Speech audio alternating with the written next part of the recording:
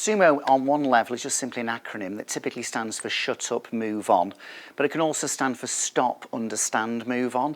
And basically what I'm saying in it is sometimes we need to shut up our moaning, our excuses, and sometimes that voice of self-doubt that's always telling us why we can't do things, and maybe move on with a greater sense of belief. More than a catchphrase, it's actually a life philosophy, and I have a number of Sumo principles that I explore with audiences literally around the world.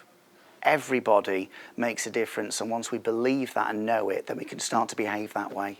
Leadership begins with you, so you make a difference to you, how you behave, how you think, and that can have a knock-on effect on other people around you. So you might not be changing the world, but you might be able to change the world of some people around you. And sometimes we need to ask ourselves some better questions. Sometimes faced with an issue or challenge, just ask yourself, hang on a minute, on a scale of 1 to 10, where 10's death, where is it? Because our emotional brain can hijack us and we lose that ability to be rational. Another question would be to become more solution focused rather than keep moaning about the problem. And maybe ask yourself the question, okay, how can I or how can we influence or improve the situation? One of my principles is called Hippo Time is okay. What do hippos do in mud?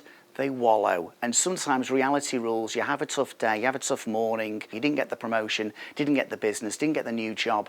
You know what? It's okay to not always feel okay. So you can have some hippo time, but also remember it's temporary. So ask yourself those two questions. Remember you can have some hippo time and then move on. Inspiration, as a word that can mean to breathe life into, isn't always about going around the office giving motivational talks. Sometimes it's those little one-to-one conversations where you go, how are things? How are things going? And even asking a question like this, you know, if there's one thing I could do to help you more, what would it be?